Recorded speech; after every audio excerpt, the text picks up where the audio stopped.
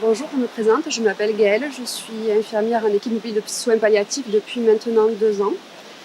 En fait, auparavant, j'ai travaillé pendant 9 années dans un service de gastro-entérologie et j'ai beaucoup accompagné des patients et leurs familles en soins palliatifs et en fin de vie. Et en fait, très rapidement, j'ai commencé à découvrir l'équipe, donc ma collègue euh, mobile de soins palliatifs qui était sur l'hôpital de Béziers. On a beaucoup travaillé en collaboration.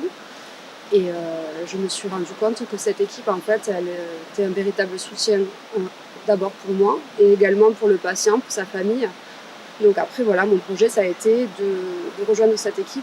Alors, bonjour, je m'appelle Véronique, je suis infirmière depuis 3 décennies maintenant.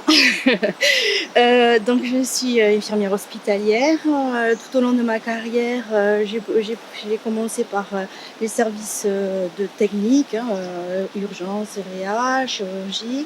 Puis par la suite, je me suis orientée vers des services de plus long séjour où était mis en exergue l'accompagnement, le relationnel, et j'ai eu l'opportunité de pouvoir intégrer une équipe mobile de soins palliatifs au sein de cet établissement, et de ce fait j'y ai exercé pendant 10 ans. Donc qu'est-ce que c'est pour toi? Que représente une infirmière en soins palliatifs, une équipe mobile de soins palliatifs? Quelles sont tes représentations? Alors, l'infirmière, en fait, en soins palliatifs, elle a un petit peu plusieurs, comme l'équipe, en fait, plusieurs missions, plusieurs rôles. Et d'abord, ça va être, c'est tout un travail, en fait, qui se fait au fur et à mesure avec le patient et ses proches. D'abord, dans un premier temps, c'est un travail d'évaluation auprès du patient et du patient et de son environnement, mais c'est vraiment une évaluation globale, en fait. On évalue l'aspect physique, l'aspect psychique, l'aspect social qui est très important. Enfin, voilà, on respecte aussi l'aspect culturel, l'aspect spirituel. Et en fait, cette évaluation qui se fait en équipe, ensuite, elle est discutée, elle est partagée, elle est échangée. Chacun exprime son ressenti, son point de vue. On n'est pas forcément tous d'accord. Et la finalité, en fait, de ces échanges en équipe interdisciplinaire, pluridisciplinaire, avec également euh, les autres soignants aussi qui prennent en soin le patient, va permettre d'aider le patient et ses proches à les accompagner et à créer avec eux, en fait, un projet de soins, un projet de vie qui soit le plus ajusté au patient, le plus personnalisé possible. Et le patient va vraiment rester le sujet, en fait, de sa prise en soin. Pour nous, la priorité de l'équipe, c'est quand même de respecter la qualité de vie du patient au maximum. Voilà, donc toi, dans ton parcours, à quel moment tu proposais l'accompagnement? À quel moment est-ce qu'il y a des situations plus ou moins appropriées?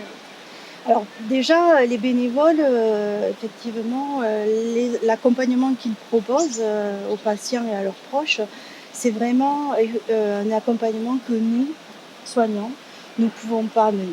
Voilà. Ça, c'est vraiment, il faut vraiment l'intégrer.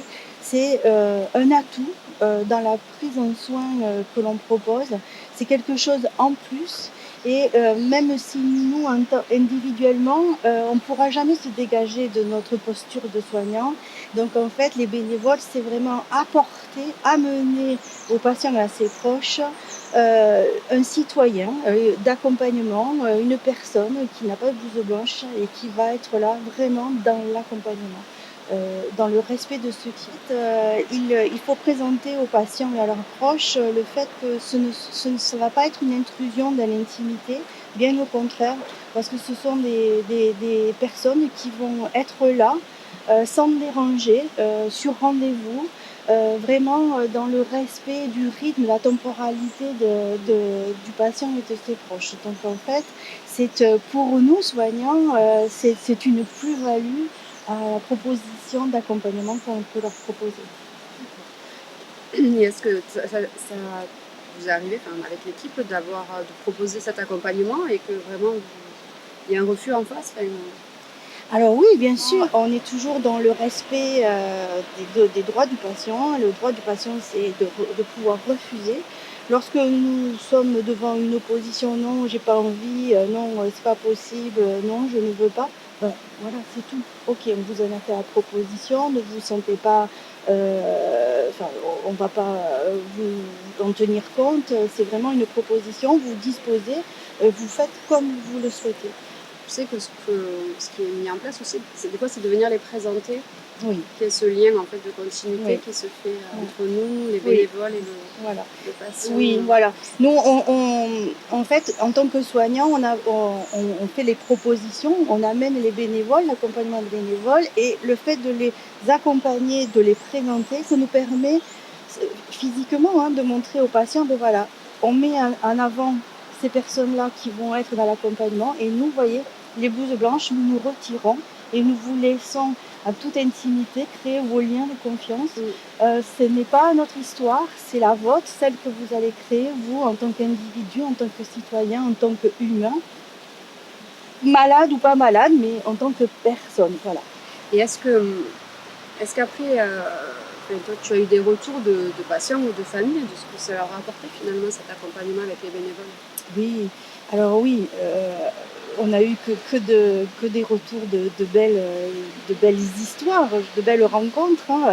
Euh, les, les bénévoles, bien souvent, prennent là où il y a beaucoup de solitude, il y a beaucoup là où la personne est seule et isolée, effectivement, le bénévole prend énormément de place.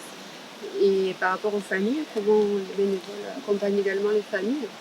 Est-ce que, Alors est-ce parfois qu'ils on a, interviennent? oui, alors parfois effectivement on a dans des couples où c'est malvenu, c'est une intrusion de l'intimité, voilà, au début. Mais après lorsque l'accompagnement s'installe, chacun prend sa place, et ce que les proches renvoient, c'est que en fait il y a une telle confiance qui se met en place qu'ils se permettent, les personnes ressources, elles se permettent, en présence du bénévole, alors que le bénévole ne fait pas de soins, il est juste là pour entendre, écouter, accompagner. Mais le proche, personne ressource, se permet de profiter, d'aller faire autre chose, de profiter de lui, d'aller faire voilà, une petite balade, prendre l'air. Et effectivement, ça, c'est parce qu'il y a la confiance. Et le bénévole, lorsque le climat de confiance est instauré, c'est au bénéfice aussi des proches, des personnes ressources. Donc c'était très intéressant.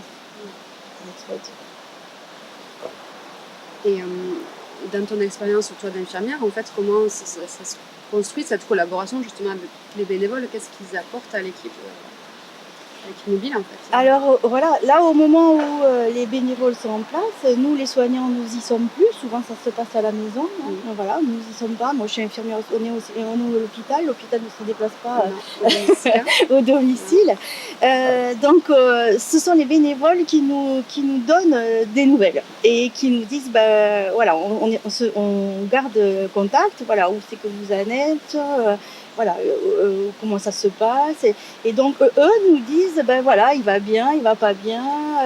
Et lorsqu'il va pas bien, ce qui est intéressant, c'est qu'ils nous le font remonter, ils nous disent, et souvent, et parfois, ça nous est arrivé, de nous rencontrer. C'est-à-dire qu'on convoque, on va à la rencontre des bénévoles d'accompagnement, donc ils sont souvent 2 sur une situation, avec la coordinatrice aussi, le responsable de l'association des bénévoles. Voilà, c'est un échange entre eux et nous. Voilà, c'est un tiers dans la prise en charge. Ils sont là, c'est important. Ils ont de la valeur dans la prise en charge du patient. Ils sont dans le prendre soin. Ils nous permettent vraiment, vraiment de réajuster, d'être adaptés à la personne et à ses besoins. On a besoin d'eux. Oui, c'est ça, on a besoin d'eux. Donc, quand on peut les avoir, parce que parfois c'est une denrée très, très précieuse. On n'a pas des bénévoles non plus à disposition, disponibles pour tous les patients. En tout cas, je te remercie d'avoir partagé avec moi ton expérience et j'espère vivre des choses aussi riches que toi avec les bénévoles. Oui.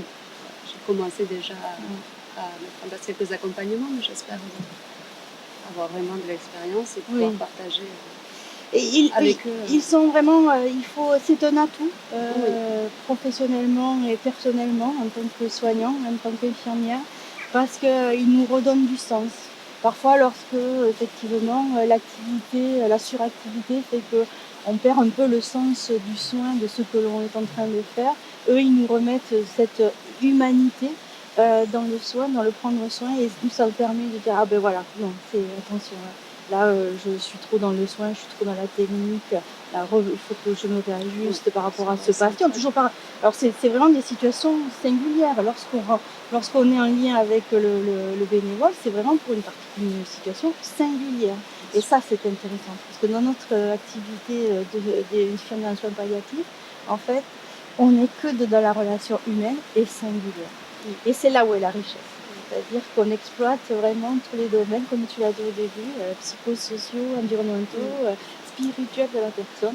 Et les bénévoles sont vraiment, vraiment, vraiment des atouts dans ces prendre soin, dans cette prise en charge globale.